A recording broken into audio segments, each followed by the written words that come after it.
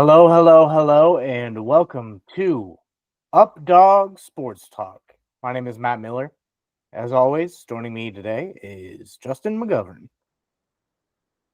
Looking pretty Well, good there, Justin. appreciate it. Pulled the beard back a little bit. I'm growing mine out. Yeah, I my off-season beard, I had to give it a trim a little bit. We're in the middle of it right now. The off-season of college football is probably one of the longest and most exhausting with some of the stuff gets proposed, but we're here to give you a vacation from that. We're going to talk about what we love about the sport, which is the product on the field. And starting today, we're going to be grading how we felt each team did in the sport, starting with the SEC, Big Ten, and independents. I'm having some technical difficulties over here. My mic is trying to fall over. Um, Here at Updog Sports Talk, we may not have the multi-million dollar budget, but we try. We not only represent the bottom half of each sport, we do talk about the top half as well. But we spend, would you say, about the same amount of time on every team if they. Yep. And Um, that is exactly what we are doing with this series. We did have to come up with an order with it. So, we did just kind of go by non-conference winning percentage. It's not an exact science. We're not trying to rank how good the conferences were, but it just gave us an order that we could go in order to, just go through. By the end of this, we will have gone through all 134 teams. Nice. I can't wait. Let's get started, Justin. Let's jump right in. Yeah, let's get this bad boy going. We start in the SEC with the Alabama Crimson Tide. They went 9-4 this year. Year one under Kalen DeBoer, missing the college football playoffs. So is that a sign of trouble or growing pains? That's something we'll have to figure out. Matt, what did you give for your grade for Alabama? I gave him a C minus. I don't think it, like, if you're comparing Caleb DeBoer to Nick Saban, then it's probably an F. But if you're just looking at it as new regime comes in, there are high expectations. They did lose to a few bottom teams, but it's going to be growing pains because it's a completely separate system. So that's why I didn't give them total F grade. So C minus. I think the future will be bright, but I think it's going to take a couple years for him to get his own players in there. Yeah, you took a lot of what I was going to say. I gave him a C plus. I was a little bit more generous, but my reasoning remains the same as yours. This season was definitely below the expectation of Alabama. I don't think we could have ever fathomed in the 12-team playoff era that Alabama would miss the playoff, but that is what happened this year. The bowl loss definitely did not feel good for them either. But at the same time, this was his first year. And I know at least, we'll see this as we go along. In my grading, I tried to be a little bit more generous to first-year head coaches just because, they're just getting started with a program. So we move on to our next team on the list. We are going in alphabetical order. Arkansas. The Razorbacks took a step forward in 2024. Do we feel like it was a big enough step forward, or could they have accomplished more? Matt, what is your grade for the Arkansas Razorbacks? I gave them a C. I feel like they had higher expectations if KJ Jefferson had stayed and been their quarterback. Once he left, I don't think expectations were very high. At least I didn't have high expectations for them, but I think they middle of the pack, they get a C. Yeah, I give him a C plus. So, for one, let's not forget, Bobby Petrino, how that whole thing ended. They brought that guy back. They brought him back to be their offensive coordinator. I have to mention it because it's still, we're in the whole new offseason, but last offseason, that had to be one of the most absurd moves that anyone made. And he's still there, by the way. Like, he's still their offensive coordinator. So he came in, kind of gave their offense a little bit of improvement, even with KJ Jefferson gone. We could talk about KJ Jefferson on a later show, but they had Taylor Green come in from Boise State. He did a fine job. Arkansas spent a lot of the year putting up a lot of yards, but not having the points to show for it. Obviously, the worst example was when they played Oklahoma State and doubled them up in yardage, and had an early lead, but ended up losing in overtime to a team that won 0 Big 12 games. So that was a down point for them. But they did get a win over a Tennessee team that went to the college football playoff. That was pretty good. That was one of the most notable wins we've seen from Arkansas in some time. So that one little win there was enough to bump them up to a plus in my book. Moving on to our next team, Auburn Tigers. What do we make of Hugh Freeze and Auburn after another disappointing year? 5-7 was the record, and that's not the standard. I'm going to use my all-time favorite phrase for Auburn. They're fuck you, yours. We don't know where, I think they had high expectations of themselves, but they did not live up to those high expectations. I mean, it's freezing down there in Auburn. I think Hugh Freeze, I think it's time for him to pack up and leave. I think they got to go a different direction if they want to turn around. Consider that a freeze warning. I gave him a D. That's. Oh yes. We forgot to have you see the grade for a moment. I was even worse. I gave him a D minus. I mean, 5-7 is just not acceptable. They spent a lot of games finding ways to lose, finding ways to snatch defeat from the jaws of victory. And it was a very bad year.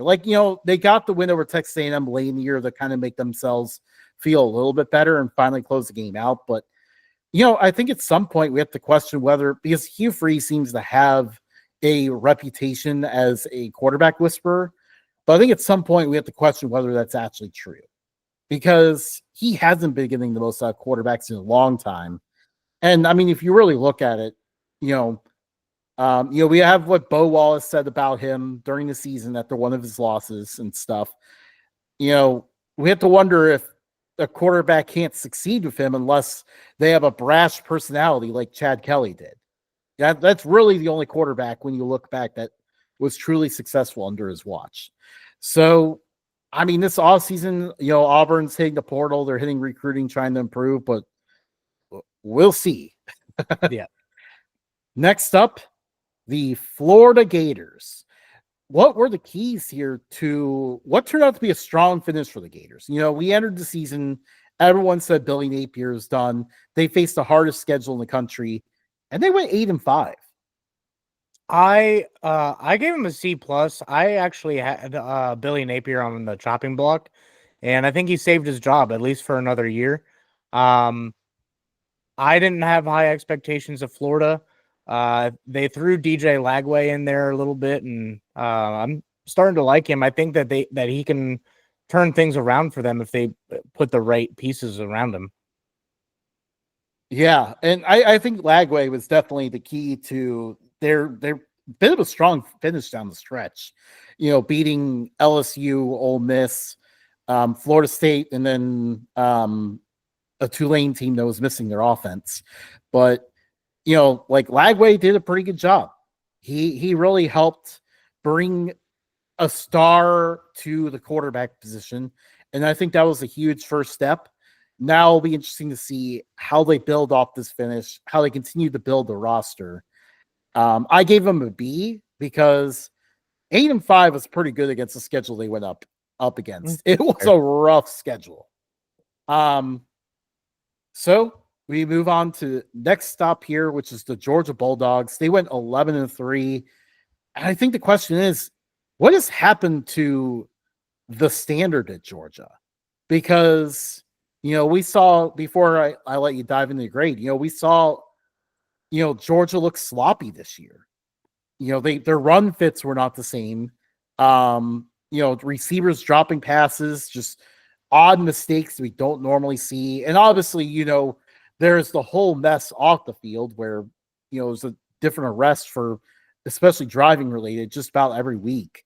And, instead of owning up to that, it felt like Kirby Smart spent his whole time just, throwing blame at the committee, throwing blame at refs and Greg Sankey, whoever else he felt like, instead of just looking back and saying, we need to be better and play to our standard. So what has happened to the standard here? I think it was an off year. I still give them an A because despite all of that, they were in the thick of it. They were right there behind Texas the entire way. That was the difference. Like those errors were the difference in them not making it further in the college football playoff. If they can get some receivers that can catch, maybe they beat Notre Dame in that game. Did they play Notre Dame? Yeah. That's what I thought. I played a lot of college football 25 lately, so I can't remember what happened where. But yeah, I still give them an A despite all that. I mean, they overcame adversity. They were right there. They were a couple plays and a few games from like living up to their expectations. Yeah, I mean, I ended up giving a B plus just because of what I felt like the standard is at Georgia, which is, contending for a national title. Like by the time we got to the playoff, they only got the 2 seed by virtue of winning the SEC. So that was a plus. They did win the SEC. Did they win it because it was weaker than usual? Could be. But, they just, I felt like no one really considered them a threat to win it. And they even had a pretty favorable draw in the playoff, some thought. Like, and, they lost pretty quickly to Notre Dame. So, like, it just wasn't the same this year. While, obviously they were pretty close to potentially, going with a better record, they were also just as close to having a worse record. They got away with quite a few close games. And obviously, like, had some favorable stuff go their way against Georgia Tech, for example. Like, they were close to being even worse. So that was kind of the interesting thing about them. But we'll move on. Next is the Kentucky Wildcats. They went tanked to 4-8 this year. And the question is, has Mark Stoops lost momentum at Kentucky for good? I think so. Especially with NIL deals. It's easier to get basketball players into Kentucky. It's harder to get football players into Kentucky. They had a good direction going, and then just this year. For that, I give them a D. I think expectations were a little high on them to continue to improve, and they fell flat on their faces. Yeah, I was even worse than you. I gave them an F. They were very bad. If it wasn't for the random win over Ole Miss, they would have gone winless in SEC play this year. That was their only conference win, was that random game. And, I think they're still producing defensive talent. I don't know if NIL is the reason why they're struggling. I think it's because Mark Stoops refuses to adopt a more modern offense. They just continue to slug around this like offense that just doesn't have an identity. And, they got away with it back when, they had a train of stud running backs coming through. They usually had a quarterback that could. Liam Cohen in and out of Kentucky. Yeah, Liam Cohen going in and out. Well, when Liam Cohen was there, that was the one time where they were actually slightly modern. But they kept having like stud running backs coming through. They had a quarterback that could usually bail them out in most spots. But with this kind of offense, you cannot have an offensive line that's as bad as what Kentucky has had in recent years. Their offensive line stunk now, I feel like at least like 3 to 4 years at this point. And they aren't finding solutions there. Like they need this offseason, they have got to I mean, honestly, I felt they should modernize the offense, but I don't think they're going to do that. I don't think he made any changes there. So find something to fix this offensive line at least. Give your quarterback a chance. Yeah. The LSU Tigers are next, and they went 9-4 this year, fell short of playoff expectations. The question is LSU stuck in neutral under Brian Kelly? They are not even in neutral. They slammed that thing in reverse. I think they took a huge step back with Brian Kelly. Yeah, they had a Heisman winner, but they were still 4 losses last year? Yep. And 3 or 4 again this year. I think that's who they are with Brian Kelly. I mean, Brian Kelly left Notre Dame, one of the most prestigious institutions in not only college football, but also in academics, to go down south to the Bayou, where it's a state school. Take that how you want it. And the expectation was that he was going to win championships. And I give him a D because he's not very close to winning championships at all. Yeah, this team was not good last year. They got bailed out. One last thought. They got bailed out against South Carolina. And they would have lost that game if they didn't get bailed out. So then they would have been a 5-loss team. Yeah. They had a few breaks go their way in order to finish 9-4. This wasn't like, 9-4 and they took some close losses along the way. This was 9-4 and it could have been worse. I gave them a C- for a lot of the same reasons that you just mentioned.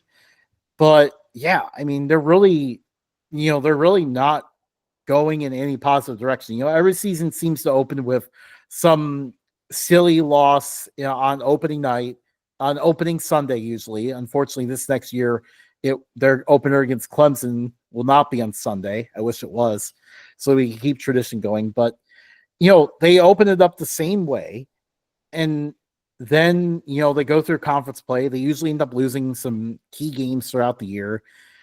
They have not fixed their defense. Their defense definitely struggled this past year. And, I feel like we're about to go through the same rhythm again because I'm already seeing LSU show up in the top 10 of preseason polls. So we're going to go through this again, guys. Get ready. But yeah, I think Brian Kelly is stuck in neutral here. And yeah, I think this is just what they are under him. Next is the Mississippi State Bulldogs. They went 2-10 this past year, did not win a single SEC game. And I'll be honest, like this team was that perfect team that like I spent almost no time watching simply because none of their games were competitive. They beat Eastern Kentucky and UMass easily and basically got blown out in every single conference game, and also got blown out by Toledo and Arizona State. Like this team was just not good. They have a long road ahead.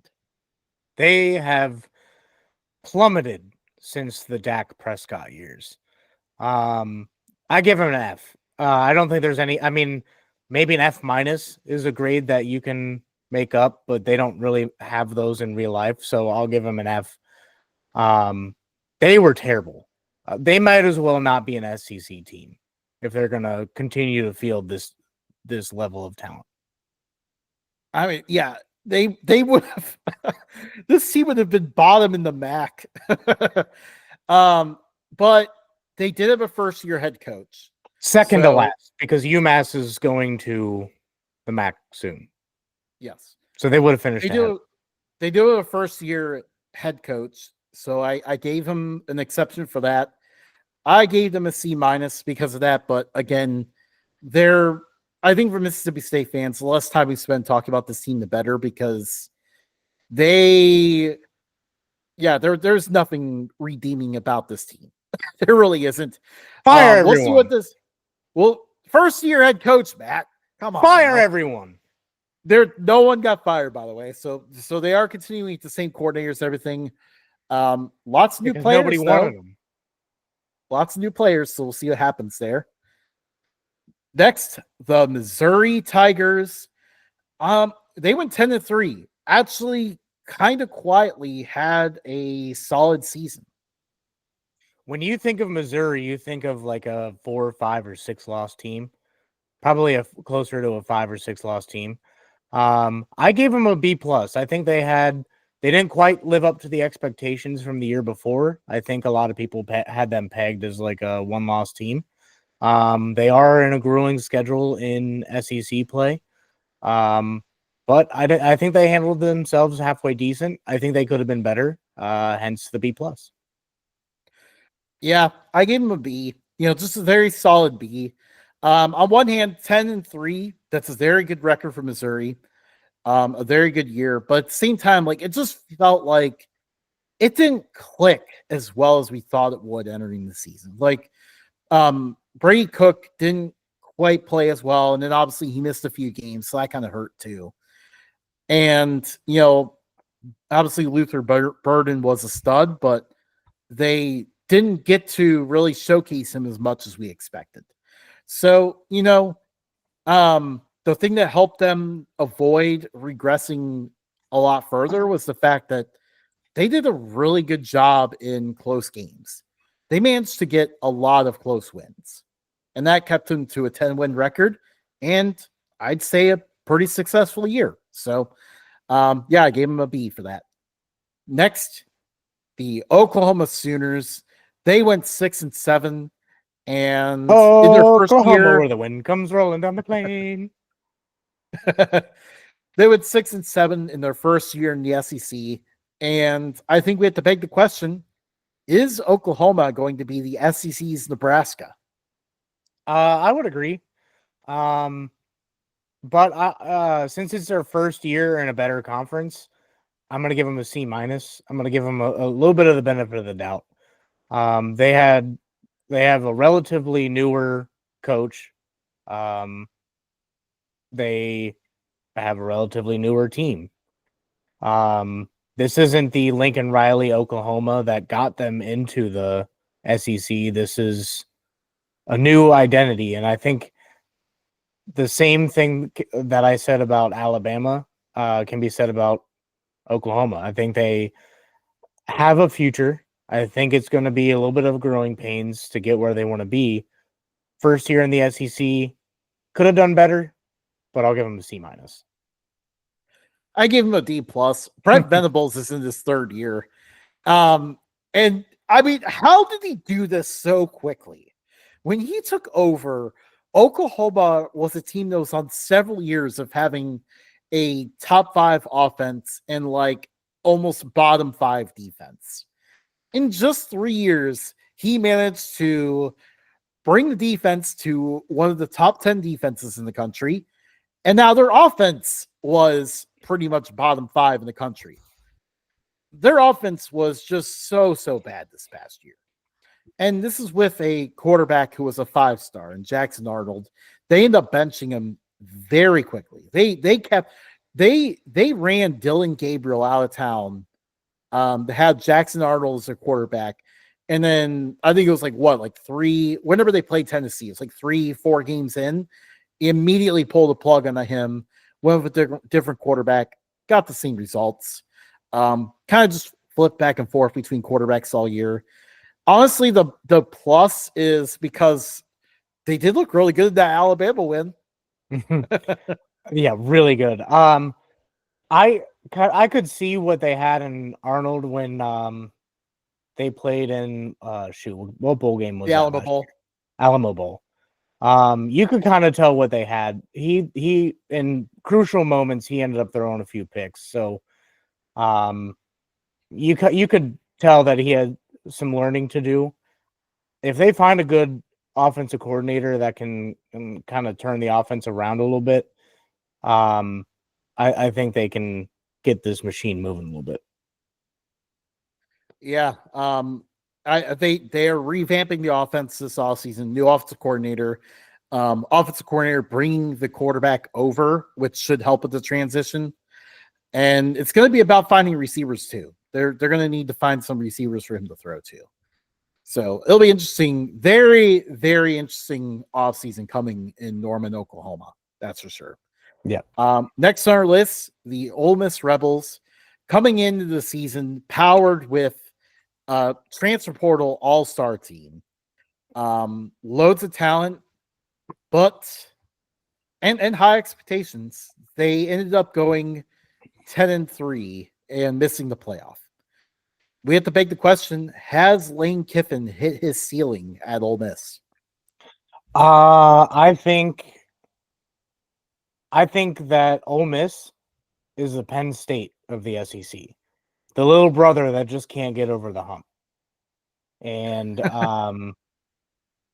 I mean, it seems like sometimes Lane Kiffin can't get out of his own way. I mean, they fielded a good team. They had semi-favorable schedule, and they just didn't compete the way they thought. I mean, I still gave him a B plus just because Lane Kiffin is the James Franklin of the SEC, but that no better. Yeah, I mean, that was the thing. They could not help but to stub their toe anytime they were in a good position. The home loss to Kentucky, we talked about Kentucky earlier, and based on what we said there, that was inexcusable. You cannot do that. You cannot lose at home and give that team their only conference win if you expect to reach the playoff. And then, you get later in the year, they kind of bought themselves an extra chance with the impressive win over Georgia. But they also had a game escape them against LSU that they should have won. Then, they play Florida late in the year, win that game and you're in. And for some reason, like just all sorts of Lane Kiffin makes just all sorts of weird calls throughout the game on fourth downs that cost them the game. Like they had a 300 something pound lineman, carry the ball, which is something they've done, but you have that man take the shortest route possible to the first down. For some reason, he had them do a, like a power O instead. And of course, that guy is not meant to move laterally. He's meant to move straight ahead. And that cost him that game. So I gave him a B minus. The 10-3 is still an amazing season for Ole Miss. The big difference between Ole Miss and Penn State is that Ole Miss does not have the history that Penn State does. 10-3 is a very good season for Ole Miss's program, but with the talent they had, it also felt like underachieving a little bit. Next is the South Carolina Gamecocks. They went 9-4, ended the season really hot until a loss in their bowl game. Was this the breakthrough season for Shane Beamer? I think so. I mean, South Carolina, I'm going to give them, I know I texted you B, but I'm going to give them a B plus. If it wasn't for the refs intervening, they would have been a 3-loss team. And I think the other 2 losses were 1-score losses. So they were right there. I think South Carolina South Carolina got a really good QB in the yeah, they have Lenora Sellers. Yeah, no, but they got another one. Or like I think they got another one. They got like a 5-star athlete, and I think they're headed in the right direction. I think B plus for me is, I mean, I could probably go into the A range, but they couldn't pull it off in a few close games. Yeah, I mean, they had a chance against Alabama at Alabama. They recovered an onside kick, only had a few more yards to go to get in field goal range to win that game. But, Sellers, being the young quarterback he was, just was a little too eager to make a play and threw a pick. And then obviously, you covered the LSU game pretty well, what happened there. Win one of those, and South Carolina is in the college football playoff. That is impressive. And once again, until the bowl loss to Illinois, which is, by the way, so I think the bowl loss is why it ended up dropping to a B plus for me. Otherwise, it would have been an A. I was very close to giving them an A anyways, because this was a very good year for them. This team was one of the hottest in the country down the stretch. Now, obviously for this offseason, the big key is how do they keep that going? What do they do this offseason to make sure they keep it going and don't have a sudden regression over the offseason? Because we saw this a few years ago. Remember when the Spencer Rattler year, when they finished the season strong, beat Clemson, beat Tennessee, and then had a close bowl loss. And then, they came in the next year of high expectations and fell flat.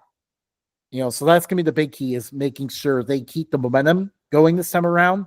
It feels like with that defense and having a guy in Lenore Sellers that they're going to be able to do that. So future's looking very good in Columbia, South Carolina. Yep. Next is the Tennessee Volunteers. This was in a way a breakthrough season for Tennessee. They reached the college ball playoff for the first time, going 10-3. This was a great year for them. This was huge for Tennessee to return to that stage. So why does it feel like it wasn't as great as my first sentence made that sound? First of all, they didn't seem like anything special. They just kind of jumped into 10-3. I think the expectation for Tennessee, at least among Tennessee fans, was undefeated. They didn't do that. And so I give them a B plus.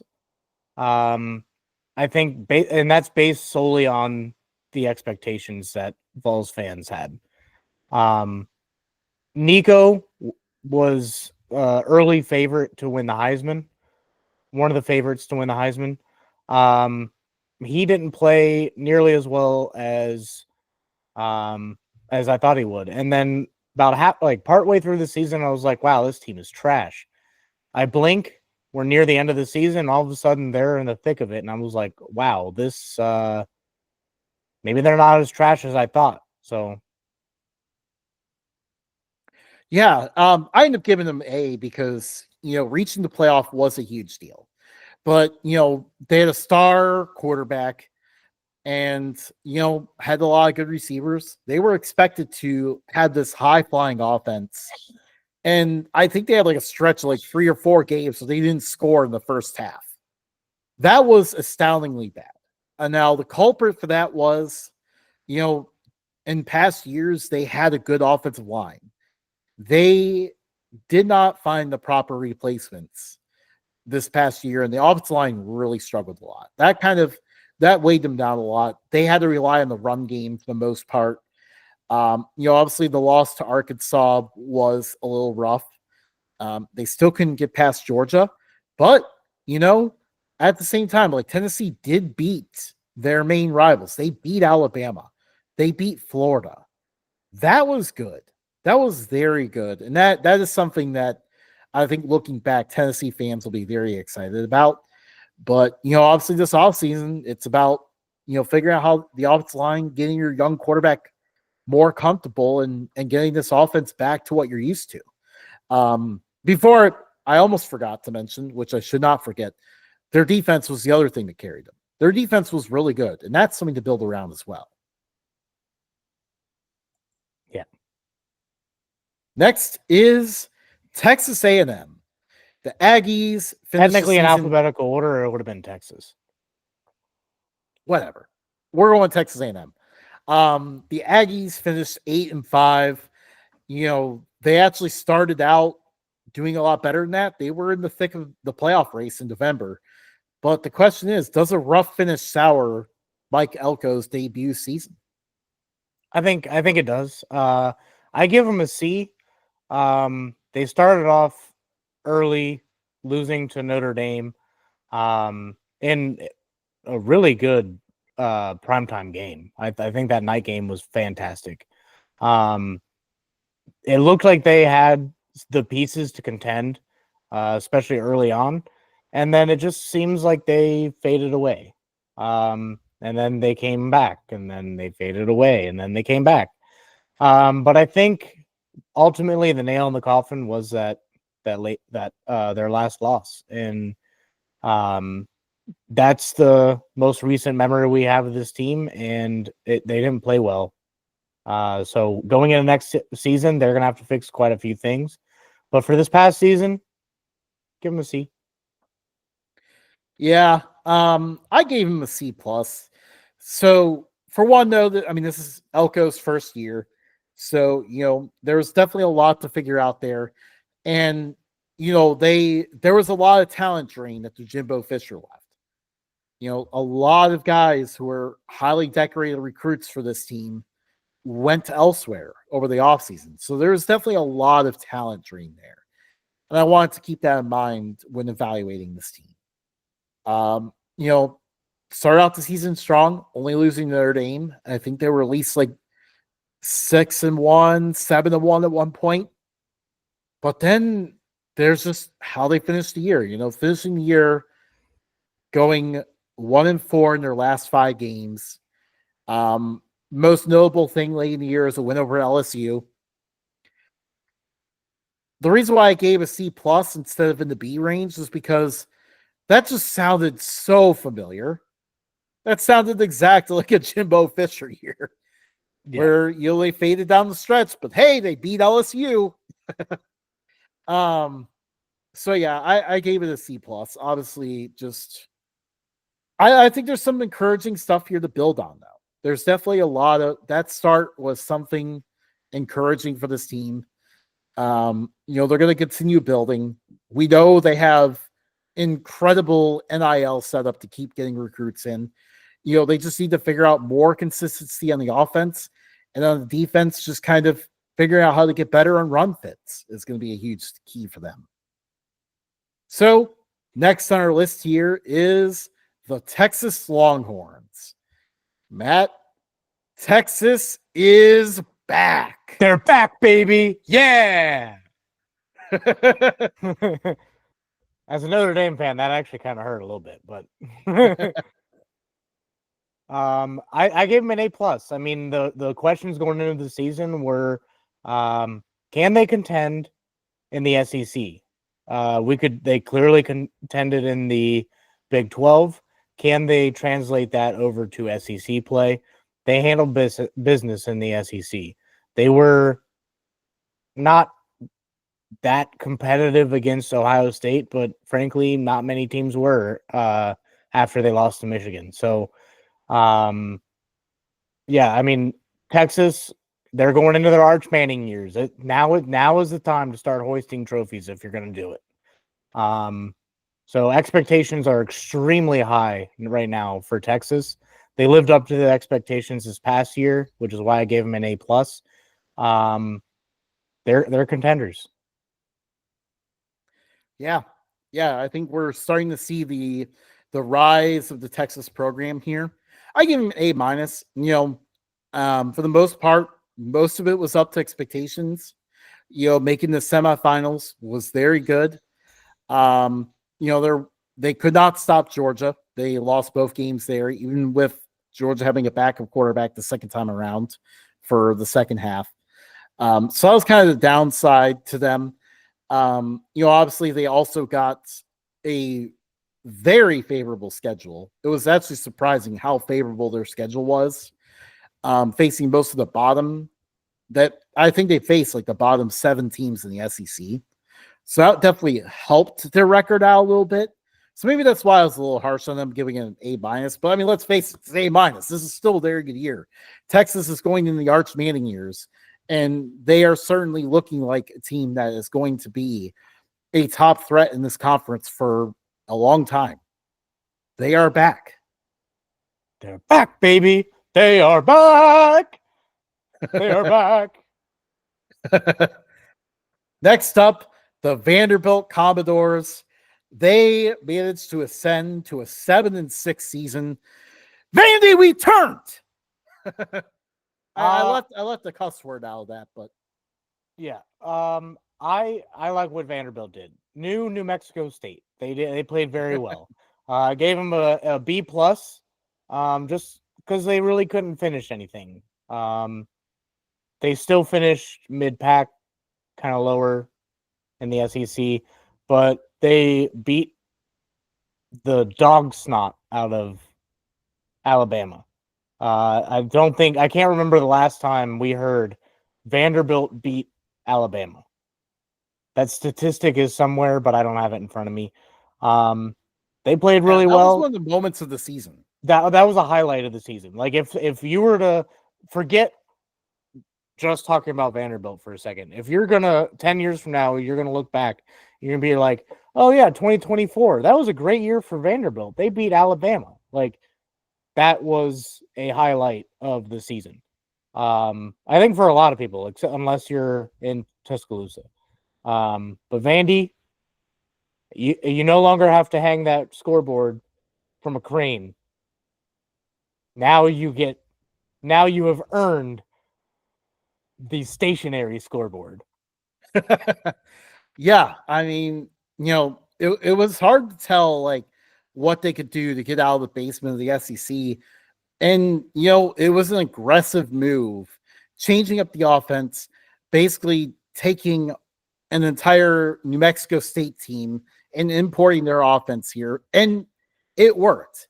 It made Vanderbilt, I give them an A because I really don't know what more they can do other than do this.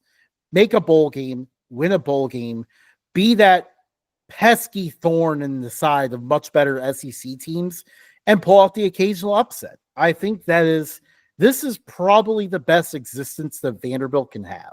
We can wrap this up with the independents. We start with by the way, I had UConn and UMass as the U in front. So first in alphabetical order here is Notre Dame.